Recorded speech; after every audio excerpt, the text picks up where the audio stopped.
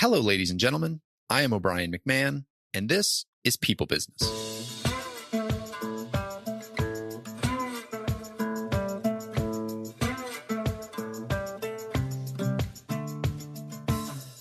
In this episode, I'm joined by Erin Huizenga. Erin is a learning experience designer with over 20 years dedicated to empowering people and organizations to grow through human-centered learning strategies and design innovation. As a founder and CEO of Desklight, Erin partners with organizations such as the Smithsonian, McGraw Hill, and Techstars to research insights, prototype ideas, and develop breakthrough learning programs. Early in her career, Erin directed strategy teams at renowned innovation consultancies, including IDEO and Gravity Tank. She has coached city leaders and design thinking for Bloomberg Philanthropies and led graduate courses on innovation narratives and social entrepreneurship at the Institute of Design, Illinois Institute of Technology, and others. This was a really fun conversation. If you've listened to other episodes before, you know that I am a fan of design and design thinking, experience design, learning design. I think there's so much that you can apply design to get better outcomes. That's really what the design framework is for. It's a process for getting to a better outcome that has a better impact on the people you're designing for. And in this case, Erin and her business, Desklight, are designing learning experiences for companies and their employees. And so we really dive deep into what that looks like, what discovery looks like, whether or not to build your programs using internal or external resources and presenters. If you're going to use internal, what does that mean? How do you do it well? If you're going to use external, how do you make sure that those people really understand your organization? Ton in here for anyone running a team or a business who wants to think through how they build learning design. Or if you want to be a good presenter yourself, there's a ton in here for you to take away as well. Erin has a lot of energy and is an absolute expert when it comes to design and learning design. I hope you enjoy it. If you like what you hear here and you want to engage outside the podcast, always encourage people to reach out to me on LinkedIn or through the podcast website. Happy to continue these conversations, put you in touch with guests or resources to solve problems, and really just build community around what we're doing here on People Business. That said, here is Erin Huizenga. Erin, welcome to the show. Excited to have you on and talk all things design and learning design today. Two very fun topics. So welcome to the show. Thanks for having me and inviting me to come. I'm excited about our conversation. Yes, we've had a few conversations already, and I have thoroughly enjoyed all of them. So let's start at the beginning, though, and let's just set the stage, which is, what is Desklight, and how did Desklight come to be? If you could give a little bit of the origin story of your background and how you came to be doing the work that you're doing. Sure. So Desklight is a learning experience design studio, and we really act as a pop-up LX studio for corporations, organizations, professional associations, museums, cultural institutions like the Smithsonian. And we essentially become a learning design component, a fractional team for them to design new programs, new courses, and sometimes really an elevated strategic plan that marries up with holistic organizational strategic plans in order to, push those initiatives forward through the lens of leading with learning. And of course, was what that means around retaining employees for the long haul because they feel so valued, or helping cultural institutions to share their knowledge far and wide and create some efficiencies around that. And even with higher ed, helping schools to stay relevant and share their best value propositions these days in order to engage students and recruit and retain them. And so all that to say, Desklight's been around for just over 10 years, which is pretty unbelievable. Pretty excited about that. And how did it come to be? Well, it's a fun story with lots of different components. I grew up as a designer, went to design school, and worked at places like IDEO, Gravity Tank, which is now part of Salesforce, Gensler in the Chicago office. And as I kind of walked through those design firms, agencies, and innovation firms, I had thought to myself, gosh, I really enjoy teaching, because I had been teaching at Chicago Portfolio School back then when I was a young designer and teaching students that were really not that much younger than myself. And so that's when I got my feet wet with entrepreneurship and building a program from scratch, but also hiring teachers, developing the curriculum myself, talking to parents and prospective students about potentially coming to the school. So that, in retrospect, was the beginning of entrepreneurship. My dad was also an entrepreneur, so I have that in my bones from my upbringing. And then I started teaching after I went back into agencies. After leaving Chicago Portfolio School, I was teaching at schools here in Chicago, like Columbia College, Chicago, North Park, Institute of Design at IIT, and have been most recently teaching and still teaching at Northwestern. And so I was doing all of that teaching and curriculum making on my own without any real instructional design training and background, but I loved it. And, associate deans would come to me and say, we have this sort of gap in our curriculum, in our program, and we think you could maybe help us figure that out and solve it. And I would always say, sure, let me think about it, figure it out, and write a syllabus and present it back to you in a few weeks and see if it's a good fit. And so that was the story on the teaching side for a really long time, in parallel to creating, amazing consumer level product services ideas at these innovation firms. And so, the expected contenders like Office Max, Best Buy, Samsung, Ziploc, SC Johnson stuff, all the things we weren't allowed to talk about back then, but I can talk about those things now. And so I had all of that great experience working on these consumer brands. And when I was working at Gravity Tank, the Gates Foundation brought us a project. And that was a very, very early seed of an idea about what is now Desklight, because I thought, well, gosh, everyone who has any interest in social impact who works here right now wants to work on this project instead of, the next Samsung project. And I thought, well, gosh, Gates can work with Gravity Tank, but there's a lot of other, education and learning centered projects that could potentially be really interesting, but maybe they couldn't pay the fees that Gravity Tank and organizations like it were charging at that time. And so that was the initial thought around, I would like to start a innovation and design studio that can be serving those more, I guess, middle market organizations and businesses that, aren't going to hire a huge innovation firm or a management consulting firm, but they could hire us to help problem solve in a very similar way.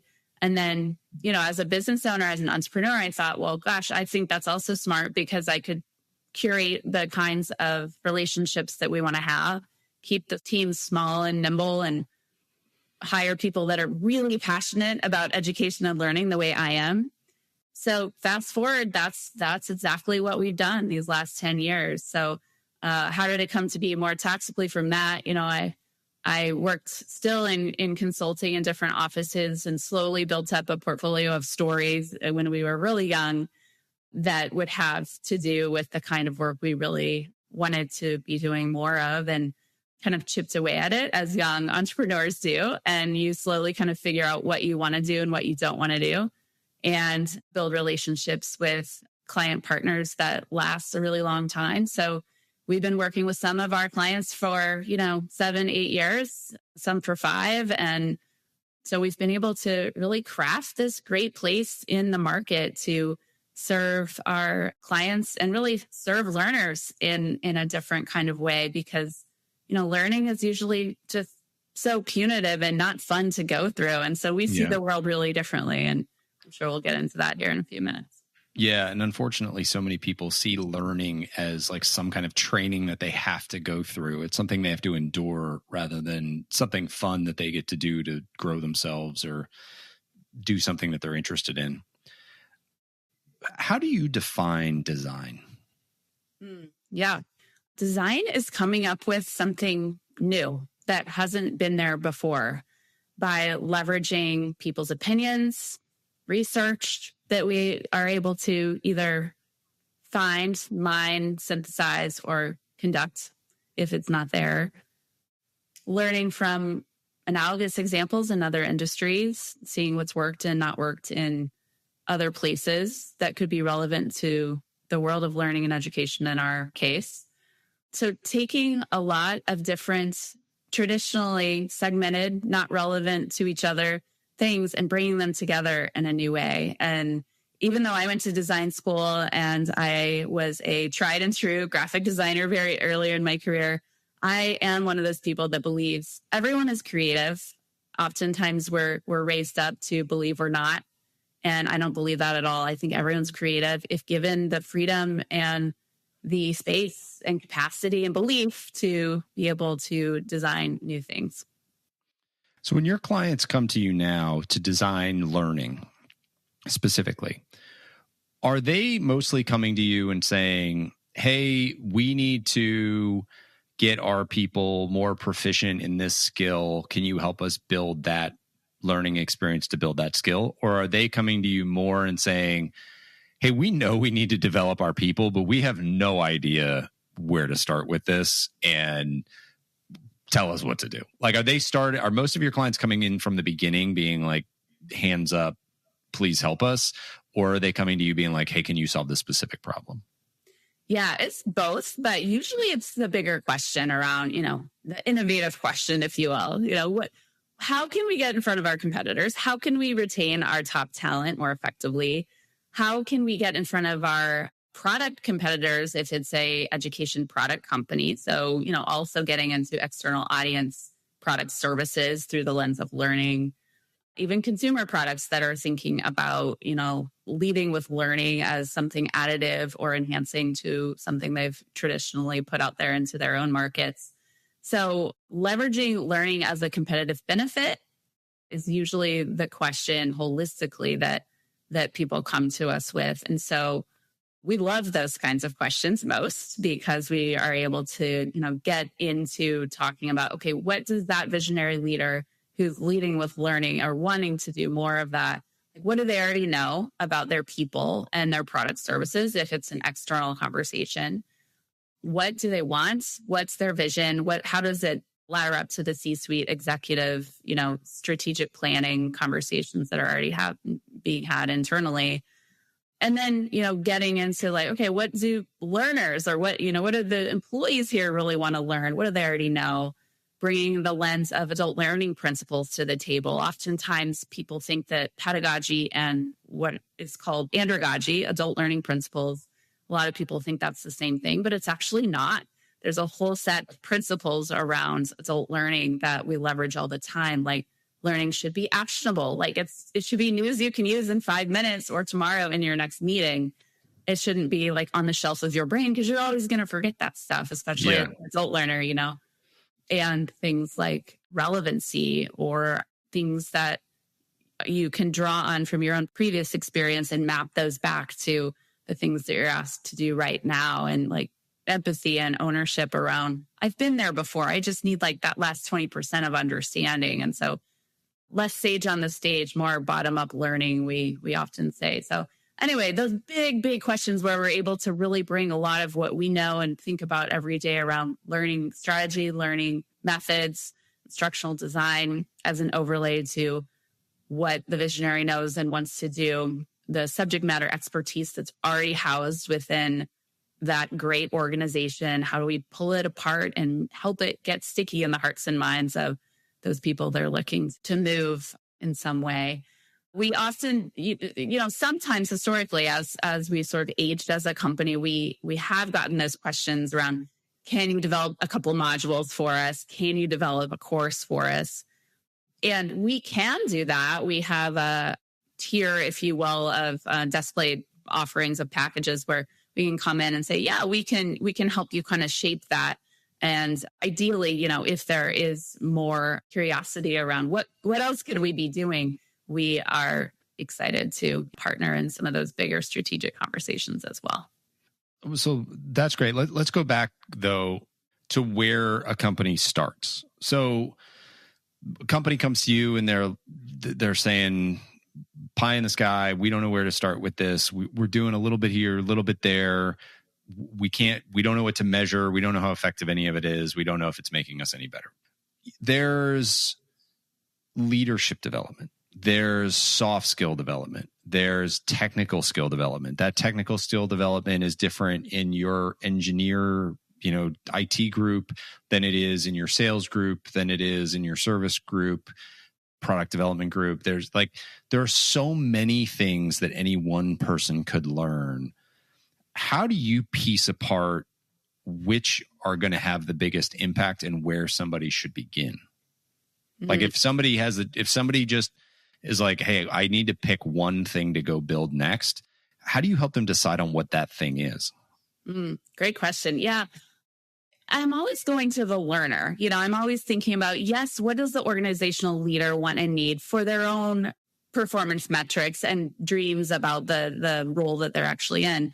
But then thinking about what does that learner want and need, and how will they be most successful in the role that they're in, short, mid, and long term. So it might be, the real technical skill development for that job that they need to do right now that would be the lowest hanging fruit, the most meaningful to that person. And, ultimately for the organization or business that we're talking with, that will help retain that person and, the cost savings associated with not having to replace that person. So helping that employee be as happy and successful as they can be, but also ensuring that that company can retain them if they're a good employee for as long as possible.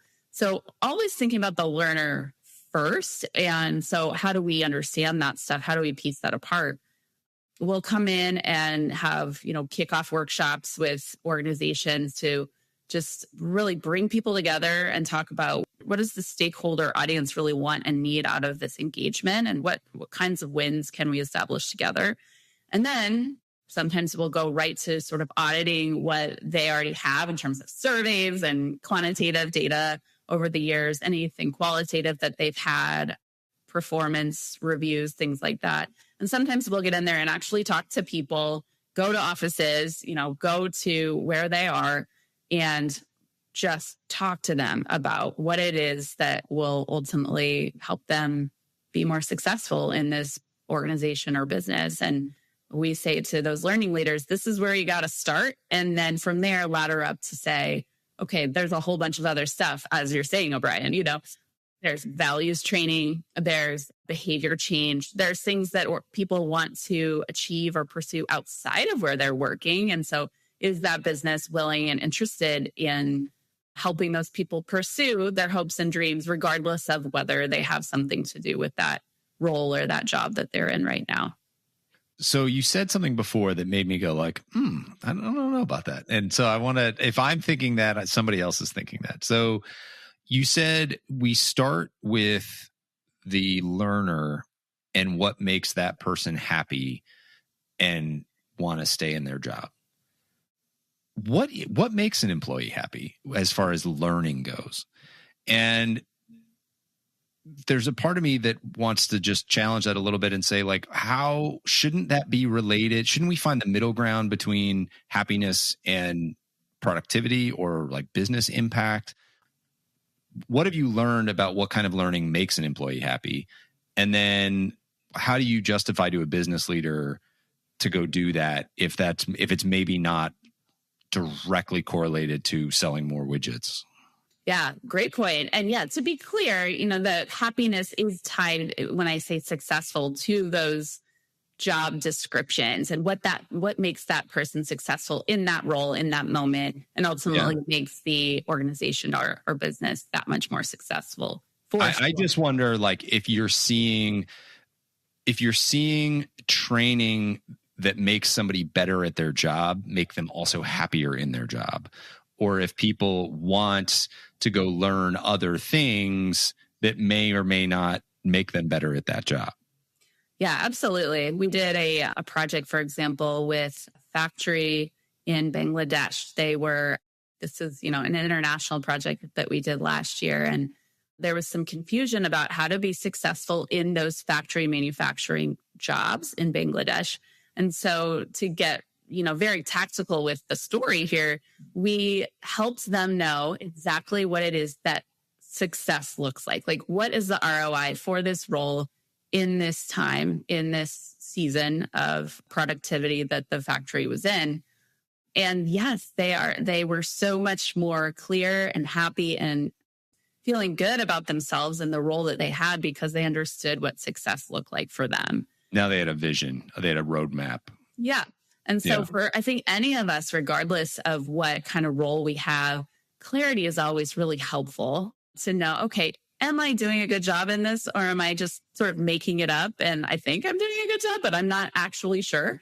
So anytime we can give people clarity on big strategic roles, as well as very tactical, in this case, factory manufacturing roles, then I think that's a huge win for the individual learner as well as for the business or organization. Can we tease that project apart a little bit more? So what did they hire you for? Did they come in and they say, our people don't know what success looks like, go tell them? Or did they come in and they just said, hey, we think we need more for our people? What was the initial conversation? And then how did you solicit the need that people didn't know what success looked like? Yeah, great question. And it was an ask that we loved from the very beginning, because they came to us and said, we want to figure out what the ideal experience is for people on the line in our factories. So a fancy sort of design world way to talk about this is journey mapping. So let's just call it experience design. So it was a neat project because we were able to help people that are working in the factories to learn how to do design research. So we kind of took on a train the trainer model where we coach people that would be doing the research in the factory to be able to learn from the frontline employees about what they were doing and what they were not clear about what they were doing. So that was a first step, to do the research. So we helped the trainers to figure out how to do that. They came back and said, okay, here's what we learned. We sort of pulled it all apart, all the data, workshop style, and kind of figured out where the opportunities were for clarity, as we were saying a minute ago. They went back and did another round of research and then came back and said, okay, here's what we learned. So we workshopped through all that stuff again. And ultimately, as we talked about, the win was clarity. But how did we get there? We mapped out where those tensions were, where there was confusion. And then we helped the organization to figure out how to design for learning opportunities inside of those tensions. And ultimately, I like to kind of say, bridge those gaps along the whole experience design to, identify the problems, find the solutions, and then implement those solutions. So we did that. In addition, just to round out the story, we also presented opportunities to the entire organization to say, okay, these are the low-hanging fruit opportunities that we're bridging the gaps for right now. There's a whole bunch of other very exciting opportunities that we're able to unearth from doing this design research.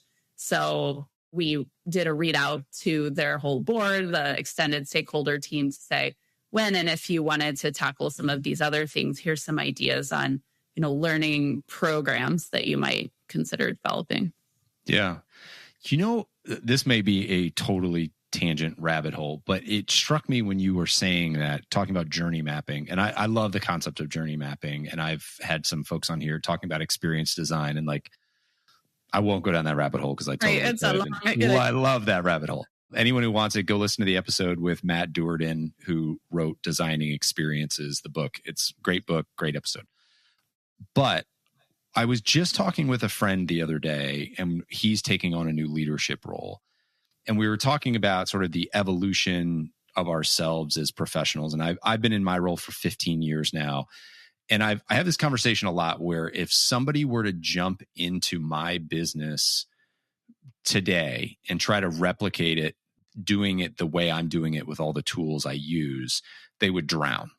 And it's not to pat myself on the back. It's just a factor, or it's just because I have been evolving myself and the way I do this work for so long, building one tool at a time over 15 years. If you build one new habit a year, you got 15 new habits that you're doing, and that can be overwhelming to somebody else. But I was talking to him, he was kind of asking me well, how do you pick your next problem to solve? And I said that I look at, or I think about where I'm leaking in my business. And I think about where I'm leaking energy, things that really get me down, or like, oh, I really don't want to do that, or where I'm leaking anxiety, right? Like, oh my God, did we do that thing? How are we tracking that? Or where I'm leaking time. And I think about where the leaks are happening, and then I try to figure out what's the biggest leak and how do I go solve that leak. All of that to say, I think I'm kind of journey mapping myself. Absolutely. And it's been powerful for me. And I think that that's just a great exercise for people to do, to kind of journey map their own activity level, to say, like, you can do a design exercise for yourself, like you're talking about, to say, where am I having highs and lows, and what's the biggest low, and how do I solve that low? That's a great way to develop yourself. And then also, I love, like, if you can take that framework and then bring it to your people and solicit that from them. Where are those highs and lows? What's the biggest low? How do we aggregate that to find the biggest low organizationally and solve that problem? And if you just do that one at a time until, whatever that issue is fixed, and then you move to the next one, do it again, move to the next one, do it again, like, suddenly you're a much better organization than you've been in the past too. So I don't know if that makes any sense, but it just like clicked in my head when you said that, like, oh, I think I'm actually journey mapping for myself in my own head. And I think that is an exercise that we can all do. Absolutely. And I'll share too. I spoke at Creative Mornings years ago about this exact thing, using the toolbox of design methods that we all have access to for our own personal progress and successes along the way. And, how do we workshop our own lives in order to get there? The Stanford professors have written, I believe the book is called Design Your Life, or Designing Your Life, about this exact thing. And yeah, just journey mapping, like look at where you've been successful in your own mind. You can, gauge that however you want. It's your own journalistic thoughts on that. And then documenting, where do I feel like I've failed, and reframing those things as failing forward. Thinking about, these aren't necessarily failures in the traditional sense of the word, where there's no jumping off point, but we all learn from failure. That is for sure. And so leveraging those things for your own benefit and naming them, writing them down, journey mapping them, and looking at where the successes and those perceptions of failure have actually taught you a lot in order to, gauge where you want to go next. And as you're saying, O'Brien, bridging those gaps, filling those holes in our own experiences. And so, yeah, it's a neat tool, a neat kind of different way to look at journaling. Yeah, for sure. And anyone who listens to this knows that I'm a fan of journaling. So yeah. All right, back to the task at hand. Okay, so we've talked about where do we start and how do we do some discovery and figure these things out. Another question that often comes up when I'm talking to HR leaders who are trying to build out learning is, how do they decide whether to insource or outsource the actual learning? What advice do you have for people? They say, okay, we've gone out to our workforce. We understand these are the needs. We've prioritized those needs, and we have the first three things that we're going to work on. How do you help them figure out if they can do it themselves or not? Yeah, I would say, who's going to know that audience best? Who knows your audience? It's like public speaking 101 is usually that question comes up, right? And so I think it's the same for, who are your subject matter experts when it comes to learning? Who should deliver that stuff? So I love this question. I just did a little post on LinkedIn recently about this question and this thought around, elevating your own people for the sake of shared knowledge and learning. And I originally had access to this idea, this thought, when I was working at Gravity Tank a long time ago. And I've brought this into Desklight and to our work that we do. And that, you just never know what your peers and, people that are more junior than you and much more senior than you never really know what they have done and what they know from previous life experiences, big and small. And so I would say, first, audit the people that are on your team that you think might have something to say about this particular topic or this skill that you're looking to develop, and see what's there first, because, it's ultimately going to be less of an outside expense if you do that. you'll build belief a lot quicker. You'll have better stories that are relevant to your own organization. And people love it, because you get to know your employees, your colleagues a lot better through this initiative. So I would say start there. And then if it's not there, and sometimes it's not, going to the outside to find the right fit. I would say be cautious about out of the box, plug and play training, because you got to go back to who knows your audience. So I've seen some folks that don't take the time to really understand what the wants and needs are of the people in the room, so to speak, whether it's a virtual room or an offsite or some kind of conference. But taking the time to understand who's in the room from a personal perspective, also an org perspective. What are the wants and needs of that organization that you work with? So making sure that people feel known, understood, and going back to those adult learning principles, making sure people, when they learn it, can apply it right away. So it takes the talent and ambition of that trainer or that professor or that instructor or mentor to take the time to understand how to link those things for each of the learners in the room. So again, oftentimes it's a quicker route when you're talking to people internally because they understand how to link that stuff a lot more effectively. Even if they don't realize they know that stuff, they might, because they work there and they understand the culture and what is being made from product, service, relationship perspective a lot better than people from the outside. Yeah, it's interesting because you talked before about all the different learning modalities and being experts in adult learning, and most people who are doing a job are not also experts in education. Correct. So great, let's pick somebody off the floor. But I think we've all been in a training where it's like, great, Jim from the team is going to come in and going to tell you how he's doing what he's doing. And Jim comes in and is so flat and, well, I mean, I just do it this way and here's how it works. And you're like, oh my God, it's so boring. So how do you get Jim to be a dynamic presenter? It's almost like, is it worth paying somebody a little bit of money to come in and train your internal people to then present more relevant content? That might be the solution. And you're like, yeah, that's what we do, O'Brien. But yeah. How do you think about that concept? Yeah, there's a lot of ways into that. That's absolutely what we do, bringing our instructional design capabilities, understanding to work with those kinds of people that would ultimately be quite flat if you just let them do their thing. So working with them to pull apart what they know, interview them, put it all back together. Sometimes it means giving them a script. Sometimes it means supporting them in some way where they might be interviewed, for example, on the stage and have a Q&A that's already set up. That's a mechanism. Maybe it's all on Loom videos, and you're showing this to your people asynchronously in their own time. They can watch it and rewatch it as much as they want. You can do multiple takes in that case. Multiple takes, exactly. Yeah. Hey, that was great. Let's just a little more energy this time. Go again. Yeah. Yeah. So exactly. I always say there's a strategic aspect of it in terms of pulling apart the content, putting it back together and making it compelling for people to listen to and learn from, and making it, relevant to them, all the things we're talking about. And then there's absolutely still this entertainment quotient, right? And that's why, provocative to say out loud, many college professors are not that entertaining to listen to. And that's why young students are questioning some of those things now more than ever. And so there needs to be a coach and a thoughtfulness now around how do you keep your learner engaged and excited about learning what they need to learn and want to learn. So absolutely, sometimes it's multiple takes and coaching on that.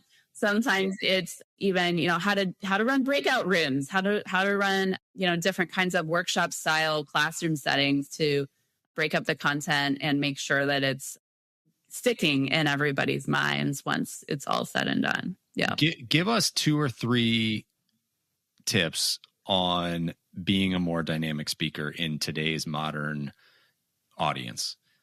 If I was going to give a presentation and you were like, hey, you just need to make sure you do this, and it'll take you from C- to a B+ at least, you'll have a good experience. Maybe not the best, but you'll have a good experience. Yeah, I think it goes back to what we were saying a minute ago around knowing your audience when it comes to, picking people internally or externally to deliver that content. I think it's absolutely true for public speaking, where it's going to be pretty flat if you don't know who you're talking with. Is it a room of executive leaders or is it a room of people that just graduated from undergrad? To state some extremes, of course, but understanding who they are, where they're coming from, what they know already, what they want, what their ambitions are, as much as you possibly can. So a small incremental way to do that is to arrive early and sort of talk with everybody in the room and the audience before you start talking, before you get up there on stage. So that's always helpful for me. It not only helps with butterflies, people that aren't so comfortable and seasoned with public speaking. It's helped me to do that over the years. And it also helps you ground in, who am I talking to and what's going to be meaningful to them. You can kind of volumize what you're going to say up there on stage a little bit in terms of intro, outro, and some of the examples you might share as part of your public speaking. So yeah. Do you know what the audience wants? Mm-hmm. Do you know what the audience knows and already? And do you know what the audience wants? And can you build on what the audience knows to deliver what the audience wants? Exactly. Yeah. Okay.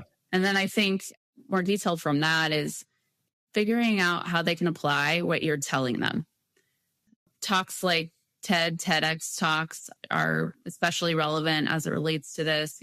How do they take away what you've taught them and use it right away? How can they start practicing it? And that is profoundly helpful with any public speaking, whether it's 5 minutes or 20 minutes. How do people apply it? That's what they want, because there's so many opportunities to listen to people talk these days with all of the social media and, audiobooks, podcasts, things that you're doing at work and at home. Giving an application right away at the beginning, middle, and end is really, really helpful.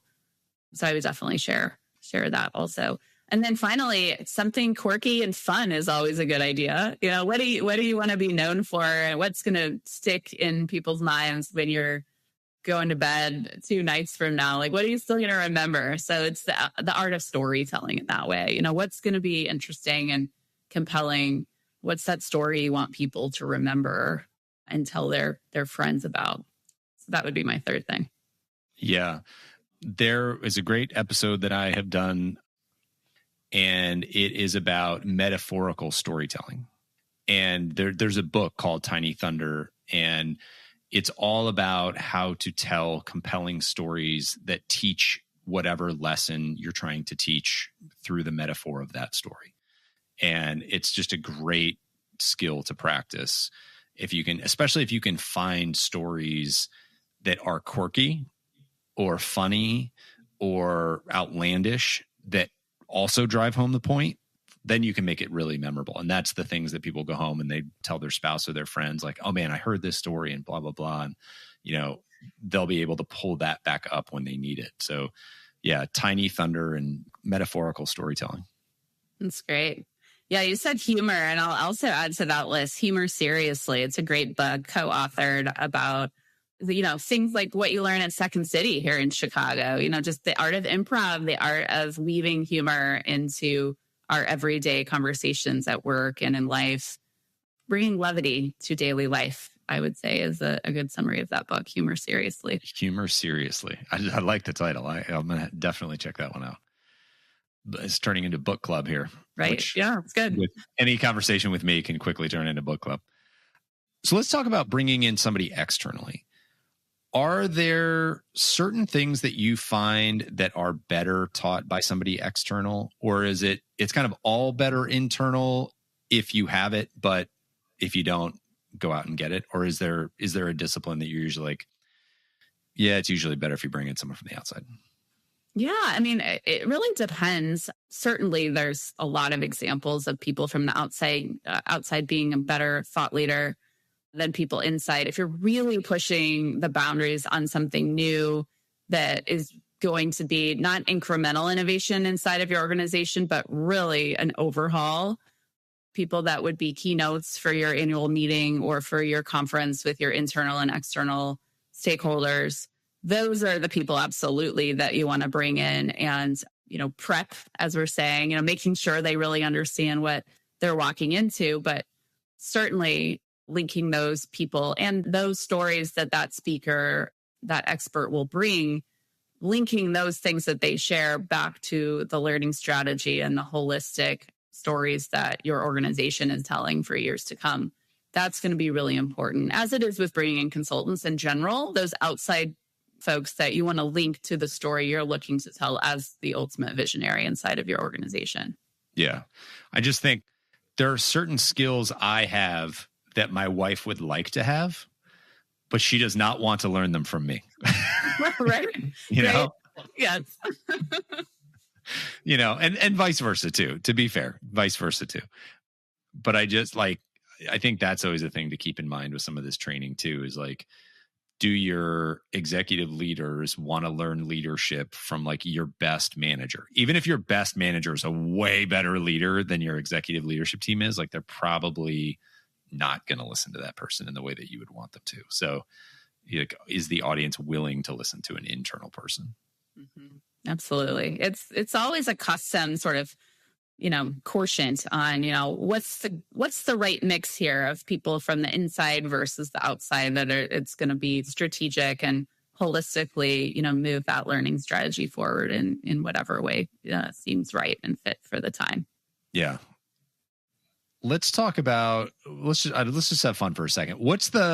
This whole thing's fun, but what are some of the coolest things you've seen people do that are outside the norm that had a big impact when it comes to learning?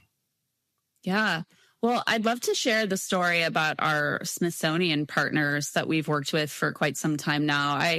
I would say they're so innovative and forward-thinking in their approach coming from the Smithsonian perspective. They're a very unique group within the entire organization. And our client came to us with a vision several years ago and just said, I really feel like we could lead with learning for our affiliates across the country in a different kind of way. That's not just the offline conference where we bring everybody to DC every year. I said, yeah, I think you're right. Let's talk about that and kind of pull that apart and see what's there. And she also has several national account managers that work underneath her, and that we call them national outreach managers. And she wanted to help promote them into thought leaders internally in a more meaningful way, instead of them having to, answer questions that, just weren't ripe for them. They weren't juicy enough questions for them, if you will. So we started talking about what could we make in terms of asynchronous online digital learning experiences that could save the national outreach managers quite a bit of time, and also help them promote into really amazing thought leaders for the organization as a whole.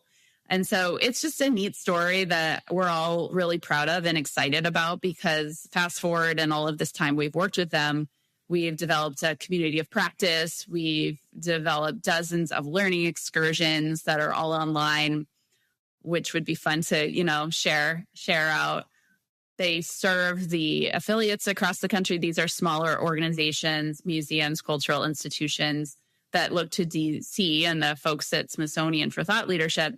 These serve them really well and answer their questions. And so we have this really nice feedback loop where we're able to learn what is it that people are wanting to learn on the ground level.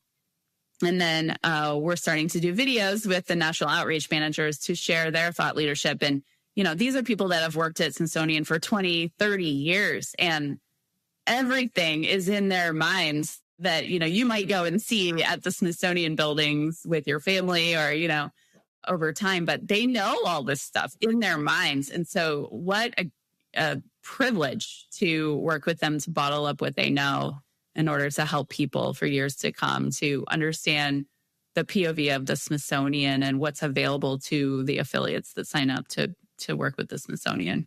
Yeah. I actually just did another episode on internal storytelling and collecting the stories from your organization on what it means to work at your organization. Reminds me a lot, like just collecting stories from the people doing the thing, who, especially people who've been around for a long time and have a lot of wisdom. There's so much power in people's individual stories, which I think is why podcasting has exploded over the last 10 years, because people want to listen to somebody and understand what they know. And most of us are not design or learning design experts. And so to be able to listen to you share your knowledge for an hour and at least soak in a little bit of that, and now they have a little bit more perspective. Like we love that. If we all knew what we all knew, we'd all be better off.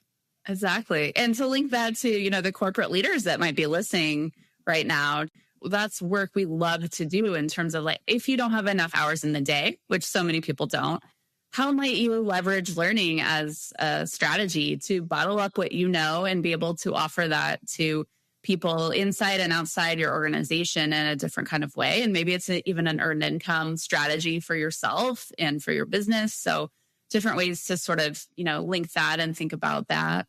And I'll just share one more fun story around professional associations that are looking to lead with learning in a different kind of way.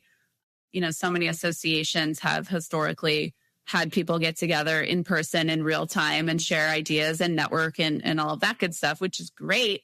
And we have seen that come back post-pandemic a little bit. But now more than ever, associations have an opportunity to lead with learning and catch those audiences that might go back and get their MBA or, do some sort of continuing education or professional development. Why not your own industry professional association? And so we've been doing some really exciting work building modules and ultimately, programmatic strategy with a medical association right now, helping them to create very cool sports medicine series of modules to help doctors, like with just-in-time learning, that idea that, hey, you haven't had to solve for this or think about this in years, but when you do need to know this information, we want to make sure you've rehearsed it in your mind a lot, And so those are the kinds of things we love to do that are relevant, actionable, and really quite fun for the audiences that they serve. How has learning changed since the pandemic? Oh, that's a good, big question. Yeah. A lot has changed since the pandemic. The pandemic was a way for higher ed to get a lot more clear about their own value propositions. So a lot of those middle market schools either were acquired or they might need to get acquired, to be frank, in the next few years as they continue to get that push. So it was definitely a reckoning from our young adults to say, hey, I can get this stuff on YouTube. I can understand this stuff in a different way beyond higher education. You gotta give me a better reason to, quote, buy with my tuition dollars or the loans that I'm going to take out. So we're seeing a lot of changes in the world of higher education after the pandemic. We're seeing that corporations need to lead with learning to keep employees in a different kind of way, or to really just, quite frankly, bring them together in a community, because as we're all working from home, or, if you're seeing your team only 2 times, maybe 3 times a week, depending on what your company has asked the leaders and employees to do, learning is a way to bring people together in a different kind of way than we saw before the pandemic. So we've seen a lot of investment by businesses to think more strategically and link those strategies to their corporate strategic plans year over year, to say, we're winning if we're able to connect the dots and know that some of our goals orient around retention of our employees, and back to what we were saying earlier, success and happiness in those roles. So I believe we see that and feel that in a way that we didn't before the pandemic, because we just weren't talking about this stuff the way we are now. I would say our kids, even younger than higher ed, if we have children, I would say it's important to think about everyone's children, not just if we have our own, to say they are living a completely different reality than even people that are in their 20s and 30s ever lived from a K-12 perspective, early learning perspective. So after the pandemic, we're getting pressed to think about how early do kids need to be on technology for the sake of learning, or of course, entertainment in general. There's a lot of conversation happening among early learning educators about this exact question. And of course, tech founders, if you're following some of those stories. So that conversation has brewed and become a lot more apparent the last few years since the pandemic, to really question and push. And now with the overlay of AI, our young learners are going to need to continue to press into creative thought, entrepreneurial skills. And our businesses, as leaders, we're going to be asking for those skills in profoundly different ways after the pandemic than we ever did before, because of this push around, hey, technology exists, AI exists. What do you bring as a thought leader that no one else can bring as a human interacting with these technologies and AI? So that's more about AI, less about pandemic, but it all correlates together and gets us into this place that we find ourselves now. Yeah, interesting.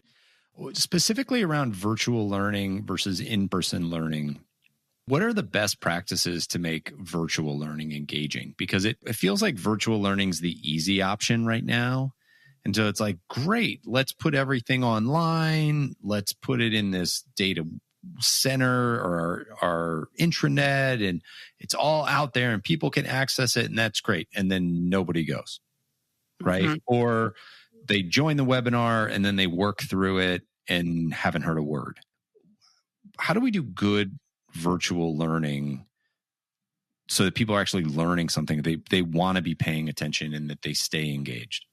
Yeah. Oh, goodness.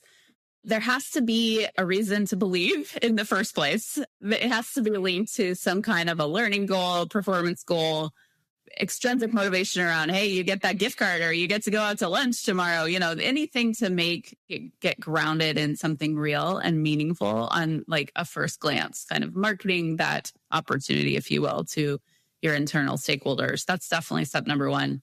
Step number two is once they're there, making it entertaining, as we're saying, making it compelling, making it sticky. Tactically, there's all kinds of ways to run a compelling, live synchronous Zoom call, for example, or webinar. If you've got over 100 people, breakout rooms, or even over 50 people in some cases, designing breakout rooms in is going to be very helpful. There's a lot of new tools like circles and different things that you can use rather than Zoom, in addition to Zoom, I would say, that make some of these, synchronous online opportunities a little bit more fruitful, fun, exciting, engaging. Designing breaks in, it seems very obvious, but I think worth saying out loud. Sometimes people don't think about it. They just kind of shove all that information as fast as they can. Yeah. And it's no different than a lecture where you just sort of glaze over after a while and you're not actually learning anything. If I could only say one thing on the podcast, I would say stop talking at people, whether it's live or synchronous or digital or what have you. Like, people aren't learning. So there's ways to break up the content, thinking differently about micro opportunities to learn. We've even been exploring text-based learning. So little follow-ups around getting those little micro learning moments into people's phones the next day, the next week, 3 weeks from now. So designing learning as a system rather than just this one-off opportunity is really important. There's so much to say there. Yeah. Yeah. So speaking of that one, because that's something I think about a lot, like we go to a conference and we see a keynote presentation and that's great. But when it comes to bringing in a speaker and having them stand in front of our employees and give a presentation, it seems like that is most of the time a huge waste of time. Would you agree with that statement, or am I missing something? Absolutely. Yeah. Okay. For a number of reasons. Speaking of book club, again, there's a great book called Make It Stick. It's about cognitive science and behavior and how our brains actually work. And you're absolutely right. The sage on the stage, just have somebody come talk at us for even 30 minutes sometimes is meaningless because you're not going to remember what they said. Yeah. And there's ways around that. There's ways to combat that. It feels like from a motivation standpoint, it's great. It can motivate a group. It can align people and create some clarity in a group as far as what you're trying to drive towards.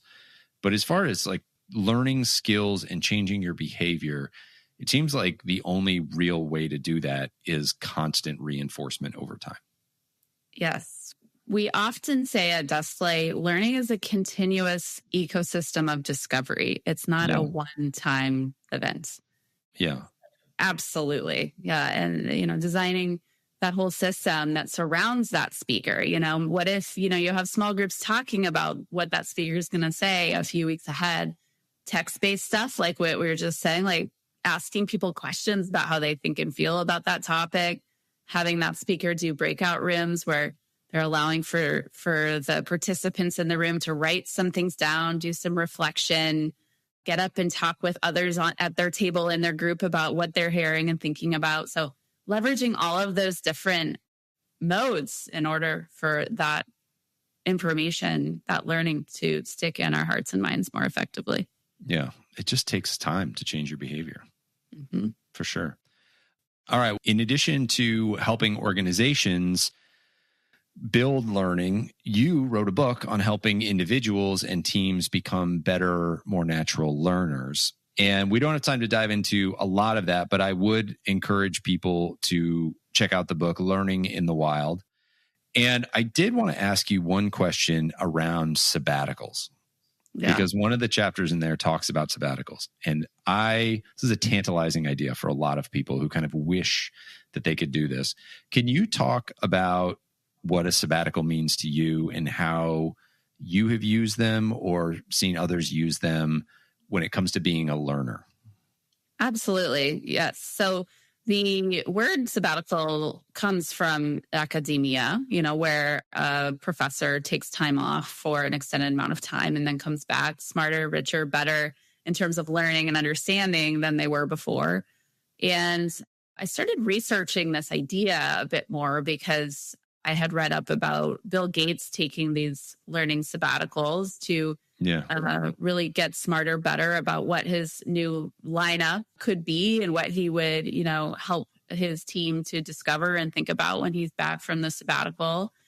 And then, thinking about, if we're all really honest, we would say that we have to take a vacation from our vacations, depending on, where we go, what we're doing. And how much rigor you put into those vacations. For those of us who are really active, we like to, just push ourselves and do all the things when we're traveling.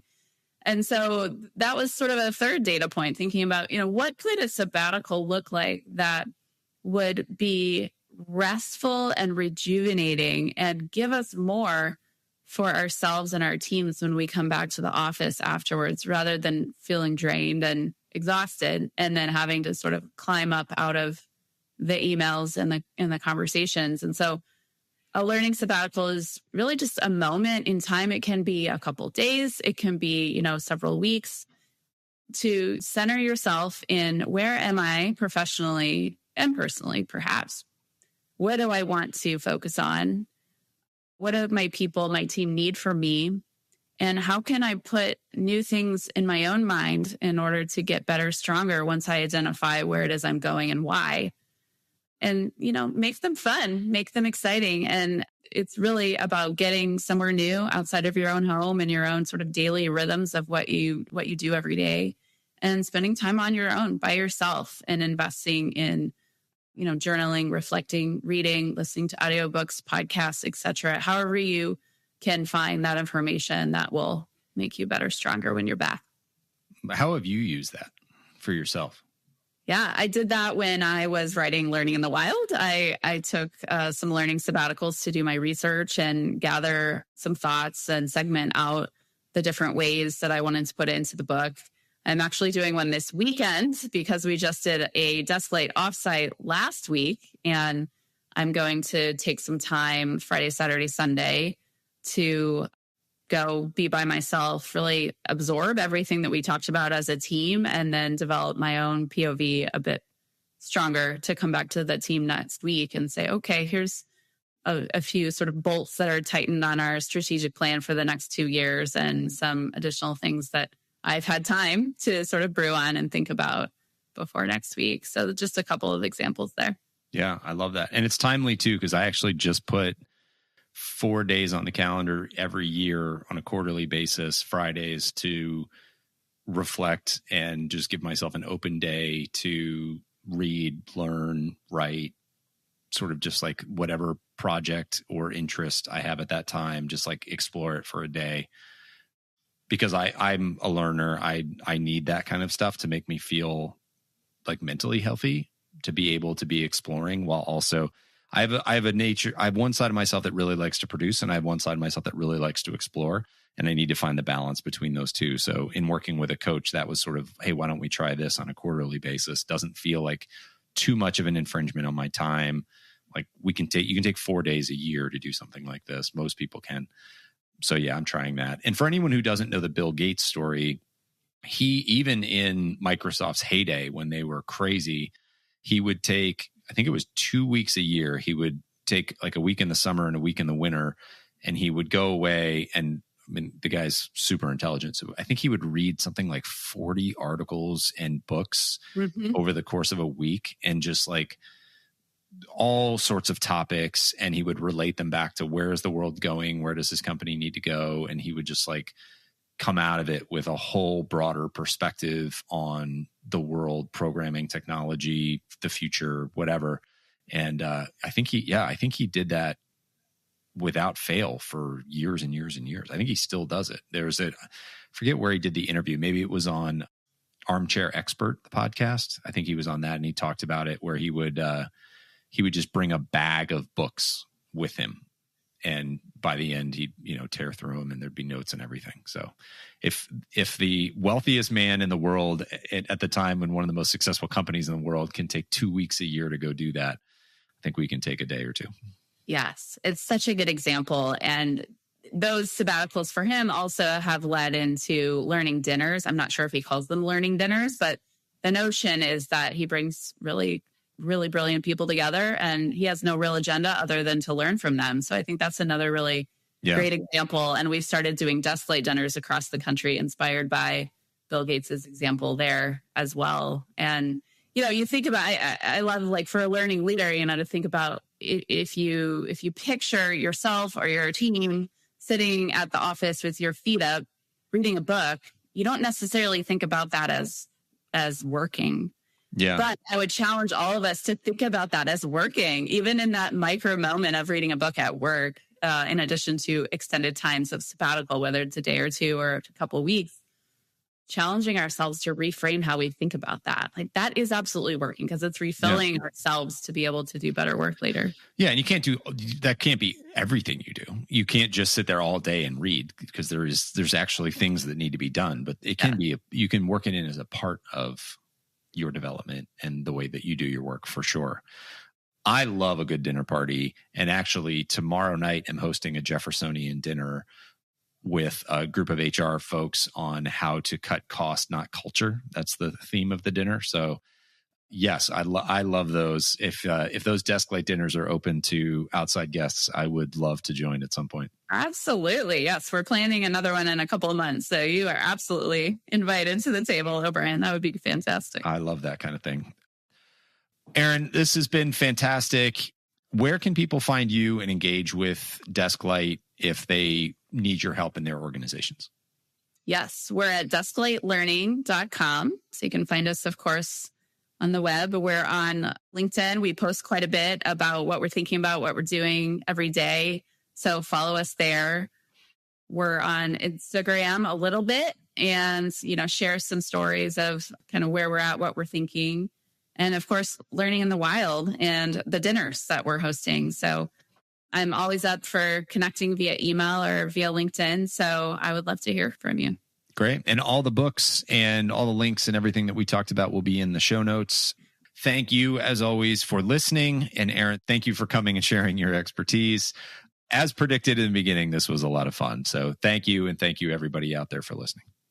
Yes. Thanks for having me, O'Brien, and inviting me to do it. Always a great time to talk about learning and pushing on how we're all thinking about learning.